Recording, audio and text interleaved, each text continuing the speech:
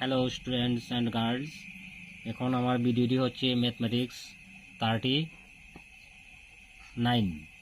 পূর্বের ভিডিওটি আমি করিয়েছি ম্যাথমেটিক্স 38, এখন 39 ভিডিওটি আমি এখন করে তোমাদেরকে আমি দেখাচ্ছি।